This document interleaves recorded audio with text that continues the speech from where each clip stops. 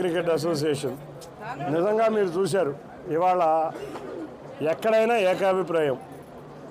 అసోసియేషన్లో ఉన్న 34 అసోసియేషన్స్ కానీ క్లబ్స్ కానీ ఏకగ్రీవంగా వేరే నామినేషన్ లేకుండా ఒకటే ప్యానల్ని ఏకగ్రీవంగా మేము నామినేషన్ దాఖలు చేయడం జరిగింది. 8వ తారీఖున రిజల్ట్లు రాబోతున్నాయి.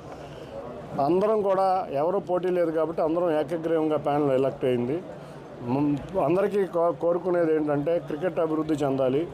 రాష్ట్ర ప్రభుత్వం క్రీడల మీద చిత్తశుద్ధితో ఉంది. చంద్రబాబు నాయుడు గారు త్వరగా రాష్ట్రానికి జాతీయ క్రీడలే కాకుండా మన మంగళగిరి స్టేడియంలో కానీ కడప స్టేడియంలో కానీ ఎక్కడైనా ఇంటర్నేషనల్ మ్యాచ్లు జరిగి రాష్ట్రంలో మనకి ఆర్థికంగా సహాయపడే విధంగా క్రీడలు అభివృద్ధి చెందాలని కోరుకుంటున్నాం. తప్పకుండా రాబోయే కాలంలో జరగబోతుంది. Thank you.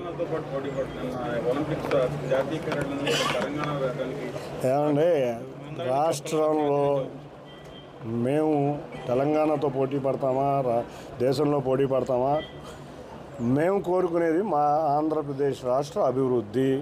అందులో భాగంగా మాకు జాతీయ క్రీడలు ఇంతవరకు మాకు రాలేదు కాబట్టి కేంద్రాన్ని న్యాయంగా కోరుతున్నాం. ఏ రాష్ట్రంలో అయితే జాతీయ క్రీడలు రాలేదో ఆ రాష్ట్రం మీద దృష్టి పెట్టి ఆ రాష్ట్రంలో జాతీయ క్రీడల్లో జరిగే విధంగా చూడాలని మేము కోరడం జరిగింది. కాబట్టి మేము కోరిన న్యాయమైన కోరిక.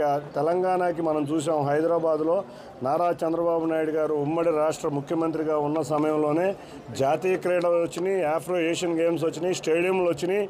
అంతేకాకుండా స్పోర్ట్స్ విలేజ్లు కూడా ఆ సమయంలో వచ్చినాయి. వాళ్ళ అభివృద్ధి కూడా చంద్రబాబు నాయుడు గారు చేసింది. అదేవిధంగా రాష్ట్ర అభివృద్ధి కూడా ఇటువంటి క్రీడలు వస్తే ఒక స్పోర్ట్స్ సిటీ అనేది అమరావతిలో వస్తుందని మా అందరి కోరిక.